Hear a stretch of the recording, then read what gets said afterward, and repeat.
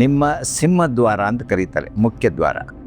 ಅಲ್ಲಿ 33 ಬಾರಿ ಈ ಥರ ನುಡಿಸಿ ಓಂ ಅನ್ನೋ ಒಂದು ಶಬ್ದವನ್ನು ಉಂಟು ಮಾಡಿದ್ರೆ, ಕಡಿಮೆ ಮಾಡಬಾರ್ದು, ಜಾಸ್ತಿ ಆದರೆ ಪರವಾಗಿಲ್ಲ. ಮನೆಯಲ್ಲಿ ಇರುವಂಥ ನಕಾರಾತ್ಮಕ ಶಕ್ತಿಗಳನ್ನೆಲ್ಲ ಹೊರಗಡೆ ಹಾಕ್ತದೆ. ಪ್ರಕೃತಿನಲ್ಲಿ ವಿಪುಲವಾಗಿ ಸಕಾರಾತ್ಮಕ ಶಕ್ತಿ ಇರುತ್ತೆ, ಪಾಸಿಟಿವ್. ಅದನ್ನೆಲ್ಲ ಮನೆ ಒಳಗಡೆ ತರೋ ಕೆಲಸ ಮಾಡುವಂಥದ್ದು ಈ ಗಂಟೆ.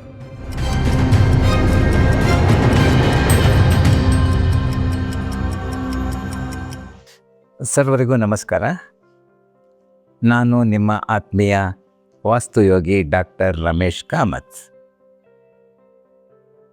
ನನ್ನ ಹಿಂದಿನ ಕಾರ್ಯಕ್ರಮಗಳೆಲ್ಲ ತಾವು ಮೆಚ್ಕೊಂಡಿದ್ದೀರಿ.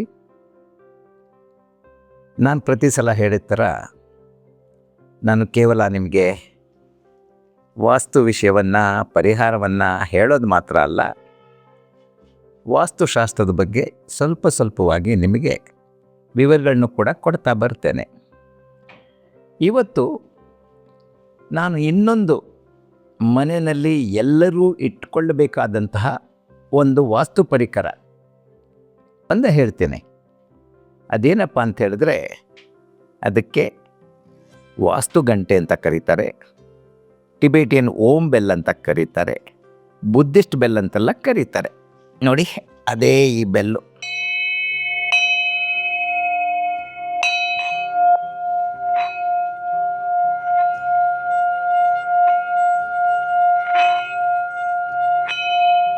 ಎಂಥ ಅದ್ಭುತವಾದ ಗಂಟೆ ರೀ. ಏನು ನಾದ ಕೇಳಿಸ್ತೆ ನಿಮಗೆ? ಓಂ ಅಂತ ಕೇಳಿಸ್ಲಿಲ್ವಾ? ಕೇಳಿಸಿದ್ರೆ ಇನ್ನೊಂದು ಸಲ ನುಡಿಸ್ತೇನೆ, ಕೇಳಿಬಿಡಿ.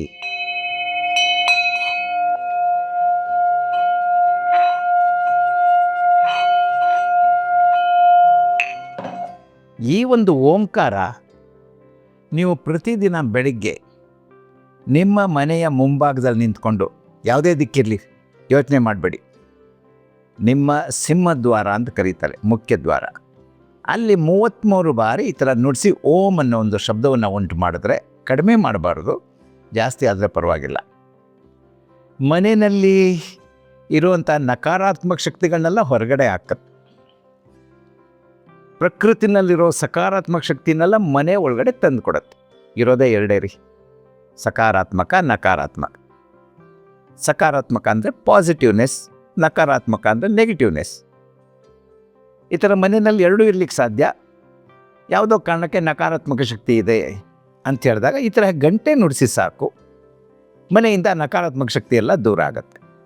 ಅಷ್ಟು ಮಾತ್ರ ಅಲ್ಲ, ಪ್ರಕೃತಿನಲ್ಲಿ ವಿಪುಲವಾಗಿ ಸಕಾರಾತ್ಮಕ ಶಕ್ತಿ ಇರುತ್ತೆ, ಪಾಸಿಟಿವ್. ಅದನ್ನೆಲ್ಲ ಮನೆ ಒಳಗಡೆ ತರೋ ಕೆಲಸ ಮಾಡುವಂಥದ್ದು ಈ ಗಂಟೆ. ಈ ಗಂಟೆಯಲ್ಲಿ ನೀವೇನೋ ಓಂ ಅಂತ ಕೇಳಿಬಿಟ್ರಿ, ಇದು ಓಂ ಶಬ್ದ ಬರಲಿಕ್ಕೆ ಏನು ಕಾರಣ ಅಂತ ಹೇಳಿದ್ರೆ, ಇದು ಕೇವಲ ಬ್ರಾಂಜ್ ಬೆಲ್ ಅಲ್ಲ. ಬ್ರಾಂಜ್ ಅಂತ ಹೇಳಿದರೆ ಅದೊಂದು ಅಲ್ಲ, ಬ್ರಾಶು ಮತ್ತು ನಿಕ್ಕಲ್ಲು, ಜಿಂಕು ಎಲ್ಲ ಹಾಕ್ಬಿಟ್ಟು ಮಾಡೋದಂತಹ ಬೆಲ್ ಅದು. ದೇವಸ್ಥಾನದ ಗಂಟೆಗಳು, ನಿಮ್ಮ ಉಡುಪಿ ಸ್ಟೋರ್ಸಲ್ಲಿ ಅಥವಾ ಬೇರೆ ಯಾವ್ಯಾವುದು ಪೂಜಾ ಅಂಗಡಿ ಅಲ್ಲೆಲ್ಲ ಸಿಗುವಂಥದ್ದು ಆ ಬೆಲ್ಲುಗಳು. ಈ ಬೆಲ್ಲು ನಿಮಗೆ ಸಿಗೋದು ಕೇವಲ ನೇಪಾಲ್ನಲ್ಲಿ ಮಾತ್ರ. ಯಾಕೆ ಇಂಡಿಯಾದಲ್ಲಿ ಯಾರು ಮಾಡಲ್ವಾ? ಇಲ್ಲ. ಯಾಕಂದರೆ ಇದರಲ್ಲಿ 1 ಮೆಟಲ್ ಅಲ್ಲ, 9 ಮೆಟಲ್ ಇರುತ್ತೆ. ಚಿನ್ನ, ಬೆಳ್ಳಿ, ಕಾಪರು, ಟೈಟಾನಿಯಮ್ಮು, ಆರ್ಕೊಲೈಟು, ಈ ಥರ 9 ಬಗೆಯ ಮೆಟಲ್ಗಳು ಇದರಲ್ಲಿರುತ್ತೆ. ಒಂದೊಂದು ಮೆಟಲ್ ಕೂಡ ಒಂದೊಂದು ಗ್ರಹವನ್ನು ಸೂಚಿಸುತ್ತೆ. ಸೂರ್ಯ, ಚಂದ್ರ, ಮಂಗಳ, ಬುಧ, ಗುರು, ಶುಕ್ರ, ಶನಿ, ರಾಹು, ಕೇತು, ಆಯಾಯ ಡಿಸ್ಟೆನ್ಸಿಗೆ ತಕ್ಕಂತೆ ಆಯಾಯ ಅಂಶಗಳ ಲೋಗಳನ್ನ ಹಾಕಿರ್ತಾರೆ. ಕೈನಲ್ಲೇ ಮಾಡೋದಿದು, ಮೆಷಿನಲ್ಲಿ ಮಾಡೋದಿಲ್ಲ. ಅದರಲ್ಲೂ ಟಿಬೇಟಿಯನ್ಸ್ ಅಂತ ಹೇಳಿದರೆ ಬುದ್ಧಿಸ್ಟ್ ಜಾಸ್ತಿ ಇರೋದಲ್ಲಿ. ಆ ಬುದ್ಧಿಸ್ಟ್ಗಳೆಲ್ಲ ನೇಪಾಳಲ್ಲಿ ಹೋಗಿ ಸೇರ್ಕೊಂಡ್ಬಿಟ್ಟಿದ್ದಾರೆ. ಅಲ್ಲಿ ದಲಾಯ್ ಲಾಮಾ ಆರ್ಗನೈಜೇಷನ್ ಅಂತ ಇದೆ, ನಾನು ತರಿಸೋ ಗಂಟೆ ಅಂದಿದ್ದಾರೆ, ದಲಾಯ್ ಲಾಮಾ ಆರ್ಗನೈಜೇಷನ್ನಿಂದ.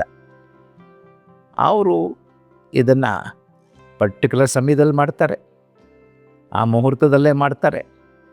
ಆ ಥರ ಎಲ್ಲ ಮಾಡಿ, ಕೈಯಲ್ಲಿ ಮಾಡಿ, ಅದನ್ನು ಬೆಂಕಿನಲ್ಲಿ 24 ಗಂಟೆ ಇಟ್ಟು ಅದೊಂದು ಪಕ್ವಕ್ಕೆ ಬಂದಾಗ ಆವಾಗ ಬೆಲ್ಲಿನ ಅರ್ಕದಿಂದ ಅದನ್ನು ಬೆಲ್ ಮಾಡ್ತಾರೆ, ಅದನ್ನು ಟೆಸ್ಟ್ ಮಾಡ್ತಾರೆ, ಆಮೇಲೆ ಫಿನಿಶಿಂಗ್ ಟಚ್ಚು ಕೊಡ್ತಾರೆ.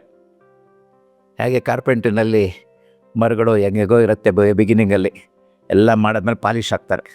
ನೋಡಿದಾಗ ತುಂಬ ಚೆನ್ನಾಗಿ ಕಾಣಿಸುತ್ತೆ. ಒಳಗಡೆ ಮುಂಚೆ ಹೇಗಿತ್ತು ಅಂತ ಯಾರು ಯೋಚನೆ ಮಾಡಲ್ಲ. ಆ ಥರ ಈ 9 ಬೆಲ್ಲಿಂದ ಮಾಡಲ್ಪಟ್ಟಂತಹ ಓಂಕಾರದ ಬೆಲ್ ಅಂತ ಕರೀಬೇಕಾದ್ರೆ ಇದು ಮನೆಯಲ್ಲಿ ನೀವು 33 ಸಲ. ಈ ವುಡ್ಡು ಕೂಡ ವಿಶೇಷವಾಗಿರುತ್ತೆ, ಆರ್ಡಿನರಿ ವುಡ್ಡಲ್ಲ. ಇದಕ್ಕೆ ರಬ್ಬರ್ ವುಡ್ ಅಂತ ಕರೀತಾರೆ. ಈ ರಬ್ಬರ್ ವುಡ್ಡು ಈ ಬೆಲ್ಲನ್ನು ಮನೆಯಲ್ಲಿ ಶಾಶ್ವತವಾಗಿ ಇಟ್ಕೊಳ್ಳಿ. ಬಿದ್ದರೆ ಮಾತ್ರ ಹೊಡೆಯುತ್ತೆ, ಯಾಕಂದರೆ 9 ಮೆಟಲ್ ಅಲ್ವಾ. ಒಂದೇ ಮೆಟಲ್ ಆದರೆ ಹೆಚ್ಚು ಹೊಡಿತಾ ಇರಲಿಲ್ವೋ ಏನೋ, ಶಕ್ತಿ ಇರುತ್ತೆ. ಇದರಲ್ಲಿ 9 ಮೆಟಲ್ ಯೂಸ್ ಮಾಡೋದ್ರಿಂದ ಬಿದ್ದರೆ ಹೊಡೆಯುತ್ತೆ. ಇದು ಕೆಳಗಡೆ ಒಂದಿದೆ, ಇದು ಬೇಕಿಲ್ಲ ನಿಜಕ್ಕೂ. ಆಮೇಲೆ ನಮ್ಮ ಸೌತ್ ಇಂಡಿಯಾದವರೆಲ್ಲ ಕೇಳಿ ನಾವು ದೇವಸ್ಥಾನದ ಗಂಟೆ ಥರ ಮನೆಯಲ್ಲಿ ಗಂಟೆ ಥರ ಇರಲಿ ಅನ್ನೋ ಕಾರಣಕ್ಕೆ ಇದನ್ನು ಹಾಕಿದ್ದಾರೆ. ಆದರೆ ವಾಸ್ತು ನೀವು ಕಲಿಯೋದಾದರೆ ಹೇಳ್ತೀನಿ, ಇದನ್ನು ತೆಗೆದುಬಿಡಿ, ಇದರ ಅಗತ್ಯ ಇಲ್ಲ. ಇದನ್ನು ನೀವು ಮನೆಯಲ್ಲಿ ಉಪಯೋಗಿಸಿ, ಖಂಡಿತ ಇದು ಒಳ್ಳೆಯದಾಗತ್ತೆ. ನವಗ್ರಹಕ್ಕೆ ಸಂಬಂಧಪಟ್ಟಂತಹ ಎಂತಹ ದೋಷಗಳಿದ್ರೂ ಕೂಡ ನಿವಾರಣೆ ಮಾಡುವಂತಹ ಬೆಲ್ಲು ಇದು ಓಂಕಾರದ ಬೆಲ್ಲು. ಓಂಕಾರ ಅಂದರೆ ಏನು? ಒಂದು ಶಬ್ದ ಅಲ್ಲ, ಅಕಾರ ಉಕಾರ ಮಕಾರ. ಸಂತ ಜ್ಞಾನೇಶ್ವರ ಹೇಳ್ತಾರೆ, ಅಕಾರಾತೋ ಬ್ರಹ್ಮ, ಉಕಾರಾತೋ ವಿಷ್ಣು, ಮಕಾರಾತೋ ಮಹೇಶ್ವರ. ಅಂದರೆ ಒಂದೇ ಒಂದು ಓಂ ಶಬ್ದದ ಉಚ್ಚಾರಣೆಯಿಂದ ನೀವು 3 ದೇವರನ್ನು ಕರೆದಂಗೆ ಆಗುತ್ತೆ. ಯಾವ್ಯಾವುದು? ಬ್ರಹ್ಮ, ವಿಷ್ಣು, ಮಹೇಶ್ವರ. ಇದು ಸಾರ್ವಕಾಲಿಕ ಸತ್ಯ. ಮತ್ತು ವಿಶ್ವವ್ಯಾಪಿ ಯಾರು ಬೇಕಾದ್ರೂ ಉಪಯೋಗಿಸ್ಬೋದು. ಹಿಂದೂ, ಮುಸ್ಲಿಂ, ಕ್ರಿಶ್ಚಿಯನ್ನು, ಬೌದ್ಧಿಸ್ಟು ಯಾರು ಬೇಕಾದ್ರೂ ಉಪಯೋಗಿಸ್ಬೋದು. ಸರ್, ಅವರು ಬ್ರಹ್ಮ, ವಿಷ್ಣು, ಮಹೇಶ್ವರನ ನಂಬೋದಿಲ್ವಲ್ಲ ಅಂತ ನೀವು ಹೇಳ್ಬೋದು. ಅಯ್ಯೋ, ಅವ್ರು ಅದನ್ನು ನಂಬೇಕಾಗಿಲ್ಲ. ಆದರೆ ಬ್ರಹ್ಮ ಮಾಡೋ ಕೆಲಸ ಯಾವುದು ಅಂತ ಅಂದ್ಕೊಳ್ಳಿ, ಅವನು ಸೃಷ್ಟಿಕರ್ತ.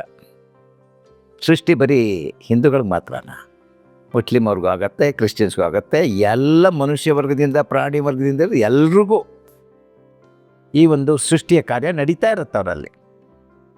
ಆ ನಿಮಿತ್ತ ಆ ಓಂ, ಅಕಾರಾತ ಬ್ರಹ್ಮ, ಉಕಾರಾತ ವಿಷ್ಣು, ಮಕಾರಾತ ಮಹೇಶ್ವರ, ಆ ಓಂ ಸೇರಿ ಓಂ ಅಂತ ಹೇಳಿದೆ. ಅದರಲ್ಲಿ ಬರುವಂಥ ಆ ಶಬ್ದ ಇದೆಯಲ್ಲ, ಅದು ನಿಮ್ಮ ಸೃಷ್ಟಿ ಕಾರ್ಯಕ್ಕೆ ತುಂಬ ಪೂರಕವಾಗಿರುತ್ತೆ, ಒಳ್ಳೇದು ಮಾಡುತ್ತೆ. ನಿಮ್ಮ ಮನೇಲಿ ಯಾವುದೊಂದು ಮಗು ಹುಟ್ಟುತ್ತಾ ಇದೆ ಅಂತ ಅಂದ್ಕೊಳ್ಳಿ, ಗರ್ಭಿಣಿಯಾಗಿದ್ದಾಳೆ, ಮಗುನ ಹೆರಬೇಕು. ಆ ಸಮಯದಲ್ಲಿ ಈ ಗಂಟೆ ಉಪಯೋಗಿಸಿದಾಗ ಇದರಲ್ಲಿ ಓಂ ಕೂಡ, ಓಂನಲ್ಲಿ ಅಕಾರವೂ ಇರೋದರಿಂದ ಮನೆಯಲ್ಲಿ ಸೃಷ್ಟಿ ಕಾರ್ಯ ಬಹಳ ಸುಲಭವಾಗತ್ತೆ. ಸೃಷ್ಟಿ ಆದ ನಂತರ ಉಕಾರ ಅಥವಾ ವಿಷ್ಣು ಸ್ಥಿತಿಕರ್ತ. ನೀವು ಗಳಿಸಿದ್ದೆಲ್ಲ ಉಳಿಸ್ಕೋಬೇಕು. ಏನೋ ಸಂಪಾದನೆ ಮಾಡಿದ್ರೆ ವಿದ್ಯೆ, ನಾಳೆ ಮರ್ತೋದ್ರೆ ಏನು ಪ್ರಯೋಜನ? ಒಂದು ಮನೆ ಕಟ್ಟಿಸ್ತೀರ, ಮಾರು ಹೋದ್ರೆ ಏನು ಮಾಡೋದು? ಅದನ್ನು ಉಳಿಸ್ಕೋಬೇಕಾದ್ರೆ ಮಕಾರ ಶಬ್ದ ಇದರಲ್ಲಿದೆ. ಇನ್ನು ನಮ್ಮಲ್ಲೆಲ್ಲ ಕೆಟ್ಟ ಆಲೋಚನೆಗಳು, ಅದನ್ನೆಲ್ಲ ದೂರ ಮಾಡ್ಕೊಳ್ಳಿಕ್ಕೆ ಮಕಾರ ಅಥವಾ ಮಹೇಶ್ವರ ಬಿಟ್ಬಿಡಿ. ಲಯಕರ್ತ, ಆ ಮಾ ಅನ್ನೋ ಶಬ್ದದ ವೈಬ್ರೇಷನ್ ಇದೆಯಲ್ಲ, ಆ ವೈಬ್ರೇಷನ್ನಿಂದ ಮನೆಯಲ್ಲಿ ಯಾವುದೇ ತರಹದ ನಕಾರಾತ್ಮಕ ಶಕ್ತಿಗಳಿದ್ದರೆ, ಕೆಟ್ಟ ಆಲೋಚನೆಗಳಿದ್ದರೆ, ಗಂಡ ಹೆಂಡತಿನಲ್ಲಿ ಜಗಳ ಆಗ್ತಾಯಿದ್ರೆ, ಅಥವಾ ಆಗಾಗ ಕಾಯಿಲೆ ಕಸಾಲೆ ಬರ್ತಾಯಿದ್ರೆ, ಅವನ್ನೆಲ್ಲ ನಾಶ ಮಾಡುವಂಥ ಶಕ್ತಿ ಆ ಮಕಾರಕ್ಕಿದೆ.